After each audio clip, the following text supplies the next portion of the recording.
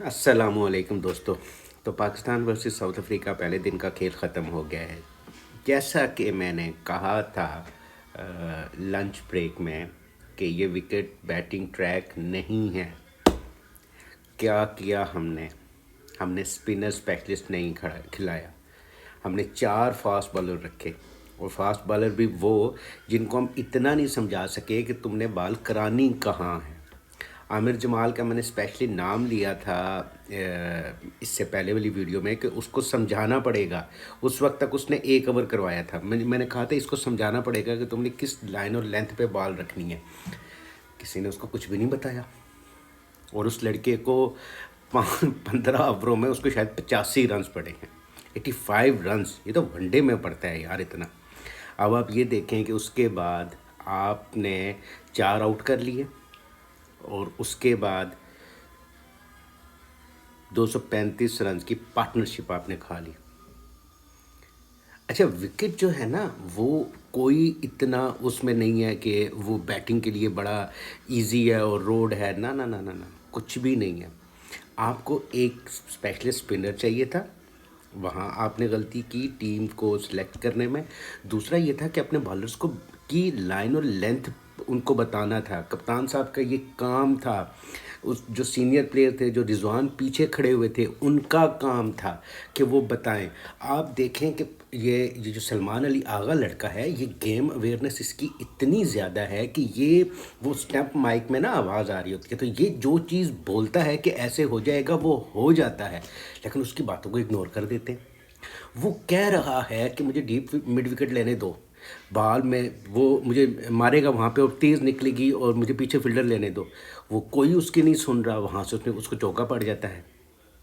फिर जहाँ पे वो फ़िल्डर मांग रहा है कि मुझे यहाँ पे फ़िल्डर दो, यहाँ पे मैं इसको कट खिलाऊँगा, ये यहाँ से कैच देगा, उसको फ़िल्डर नहीं दे रहा शान मसूद। मुझे नहीं पता ये क्या हो रहा है। फिर जो आपका एक आपके पास अब्बास था, एक चांस था कि आप अब्बास से ना विकेट ले सकते हो। ठीक है, पहले खुरम विकेट ले गया है, बट वो चुंगे में विकेट आई है। वो विकेट खुरम की या मीर हमज़ा की जो था, वो ये उनकी विकेट नहीं थी कि वो यहाँ पे आपको कुछ मतलब एक्स्ट्रा प्रोड्यूस करके दें।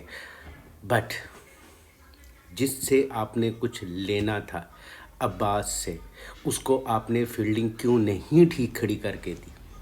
आप क्यों स्लिप सटा रहे हो उसकी बॉलिंग पे? और उसके बाद ऑप्शन क्या बच जाता है? फिर उसके बाद तो उसकी इतनी पेस तो नहीं है, उसने तो फिर अपने रन ही बचाने हैं ना कि मुझे रन्स ना पड़े। आप उसको उसकी बॉलिंग पे आप अटैक करो, जो भी होता है आप उनको पूरा चांस दो। बट शान मसूद का मुझे नहीं पता कि वो इतने डिफेंसिव क्यों हो गए एकदम से। भाई आपको पता है कि देखें, साउथ अफ्रीका ने ना 316 रन बनाए। एक उनका प्लेयर जो है रेयान रिकल्टन जो है वो ओपनर, वो पूरा दिन खेल गया और वो लेग साइड पे वो मजबूत प्लेयर नहीं है, वो ऑफ साइड का पक्का प्लेयर है। लेकिन जो सीधी बॉल आती है ना, वो उसको भी वो उसमें भी फंस रहा था वो। और इवन 176 रन बना के भी वो फंस रहा था। 200-250 बॉलिंग खेल के भी वो फंस रहा था। लेकिन शान मसूद की पता नहीं फील्डिंग कहाँ थी, मुझे कुछ समझ नहीं आया कि वो क्या कर रहा है। दूसरा मतलब एक तो मैंने चीज़ देखी कि जो बाबर इससे पहले कप्तान रहा है, रिजवान कप्तान है वनडे का, वो चुप क्यों रहते हैं, मुझे ये समझ नहीं आती। मतलब ये कोई अजीब सी बात है कि ठीक है शान मसूद अगर कप्तान है वनडे का, तो कम से कम उससे बात तो करो यार, उसको बताओ तो सही कि यार ऐसे नहीं, ऐसे कर लो, वैसे कर लो, कुछ मतलब उसको आप गाइडेंस दो। कुछ नहीं, वो शान अकेले डिसीजन ले रहा है और फिर अकेले वो डिसीजन, जाहिर बात है वो डिफेंसिव हो गया, उसको नहीं समझ आई या मुझे नहीं पता क्या हुआ। दूसरी बात यह है कि अब कल कल साउथ अफ्रीका पहला सेशन खेलेगा और तेज़ रन्स बनाएगा। उस अभी तो इनकी बैटिंग पीछे है और ये 150-200 रन और करने वाले हैं अभी। अब वो जो पिछली बैटिंग है ना, वो जो 150-200 करेंगे कि वो हमें डैमेज करेगा। क्योंकि आप सेना कंट्रीज़ में जाके आप कितना 400 तो नहीं पहली इनिंग्स में बना सकते ना, 450 कोई मतलब इतनी भी तो हनेर नगरी नहीं है ना। तो ये मैच आपके हाथ से निकल रहा है। कल अगर पहला सेशन जो है उसमें अब्बास के साथ ये सलमान अली आगा को लगा दे, क्योंकि अब नई बॉल भी लेनी है, तो देख ले अगर थोड़ा चला सकता है ये इस बॉल से 10-12 ओवर, अगर ये इसे चला सकता है तो ये इसका भी न्यू बॉल ना ले, इसी से करा ले, क्योंकि हमें 1-2 विकेटें कल अर्ली आवर में लेनी है, बहुत ज़रूरी हैं वो 1-2 विकेटें। अगर वो 1-2 विकेटें हम ले लेते हैं तो तब जाके हमारा मैच में कमबैक होता है, नहीं अगर हम लेते तो फिर मैच में कमबैक बहुत मुश्किल है, फिर आपको वाइट वॉश ही है इस टेस्ट सीरीज़ में। तो ये चीज़ें देखने की ज़रूरत है। और उसके बाद ये है कि खुदारा, मुझे नहीं पता आकिब जावेद और ये अज़हर महमूद वहाँ पे क्या कर रहे हैं, इनसे पिच कैसे नहीं रीड हुई, आपने क्यों नहीं एक स्पेशलिस्ट स्पिनर खिलाया।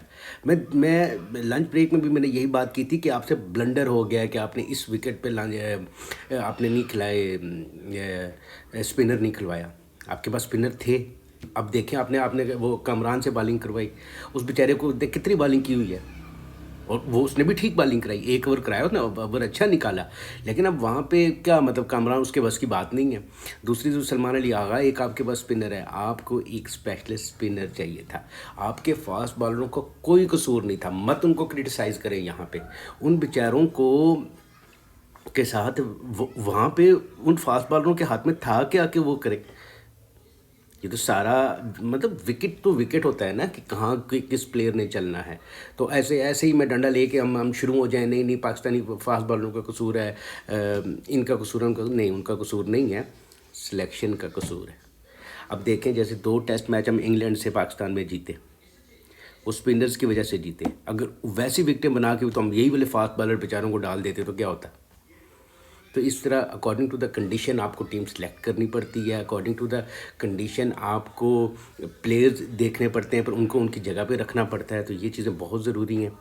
कल का पहला जो सेशन है वो बहुत इंपॉर्टेंट है, उसमें हमें 2 विकेटें चाहिए हैं, बहुत ज़रूरी हैं। अगर ये टेस्ट मैच में हमने वापस आना है बराबरी पे, और हमें अब साउथ अफ्रीका को 2 विकेटें लेके तो 120-100 रन के अंदर अंदर आउट करना है, तब जाके हम टेस्ट मैच में वापस आते हैं। कम से कम फिर ड्रा करने के हम मतलब उसमें होते हैं। जीत तो मुझे बहुत अब मुश्किल लग रहा है।